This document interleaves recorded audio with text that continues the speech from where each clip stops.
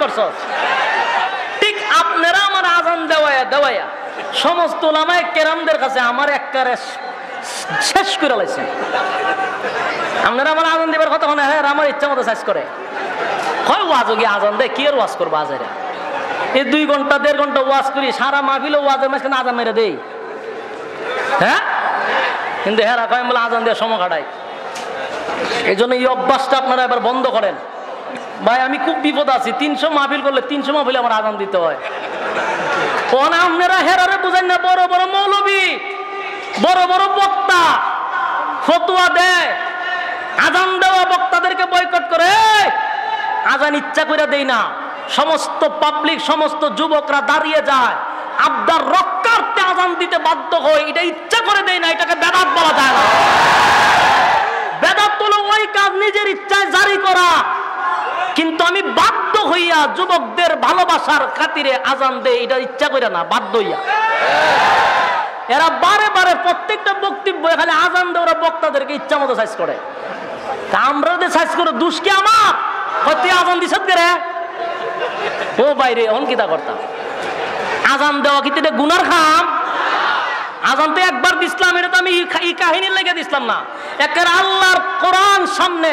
আমি যখন টাঙ্গাইলে আজান দেই আমি কল্পনাও করছি না যে আজান দিলে যে আমার আজানের কথা বলবো।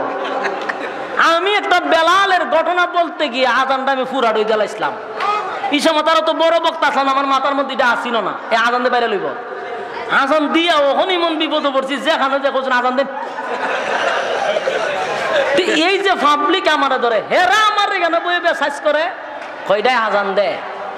কই সমস্ত আজান দেওয়া বক্তাদেরকে বয়কট করতে হবে। মাগো মা তুমি আজান দেও না করে তোমারে কেউ খোয়া না তাহলে তুমিও দিলা হইলে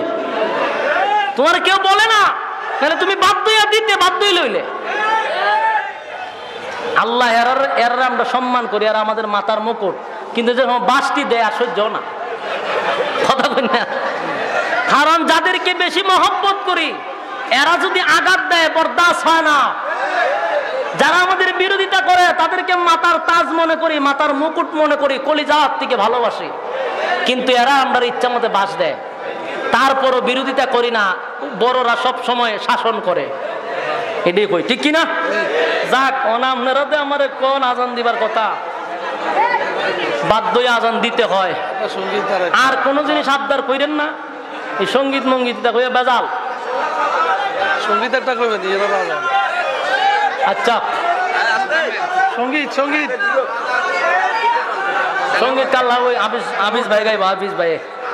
আমি আজান 2-1টা কলি শোনাইয়া দিয়ে আমি যাই আর কষ্ট দিয়েন না অসুস্থ মানুষ আমার শরীরের অবস্থা দেখছেন নি ফাম দিয়েন না শেষ করে লাইছেন আমারে তাহির সাহেবের যে কথা কই এমন বিপদে পড়ছে ঠিকই আছে এতে ফাম দিয়া কৌজ নাচন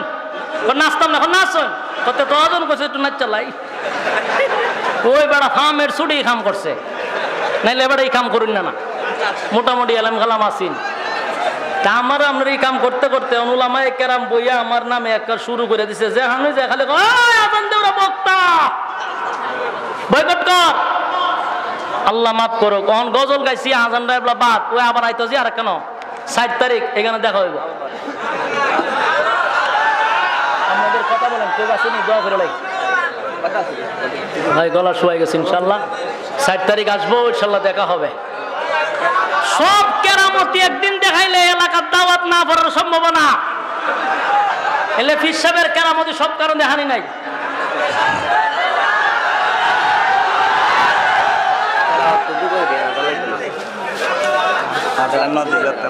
আরে ভাই কষ্ট হইতেছে বুঝেন না আজান তেলাওয়াতে প্রচুর কষ্ট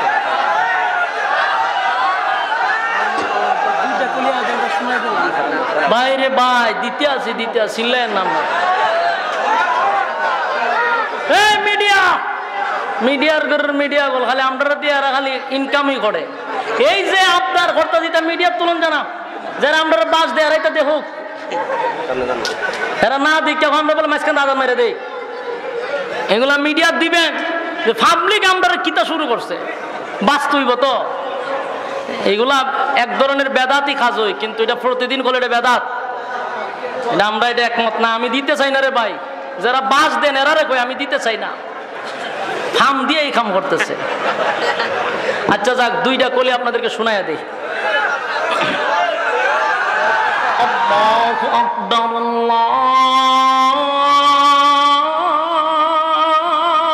আকবার, আল্লাহু আকবার,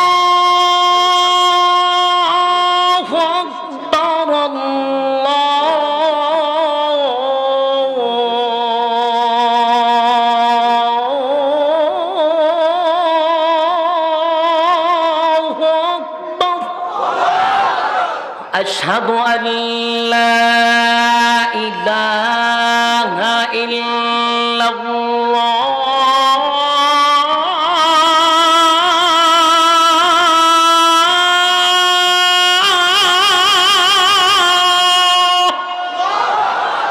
আশহাদু আল্লা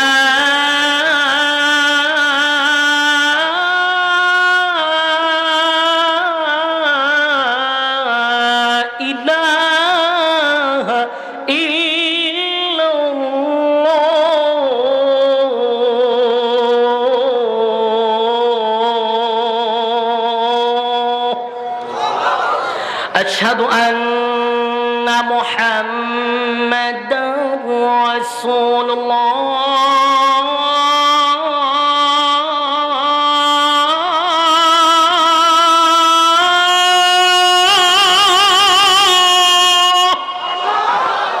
أشهد أن محمدا رسول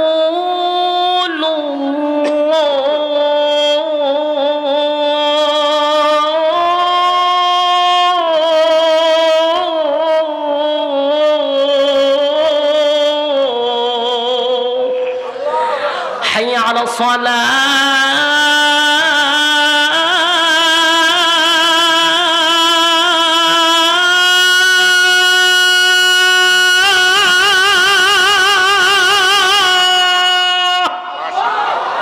حي على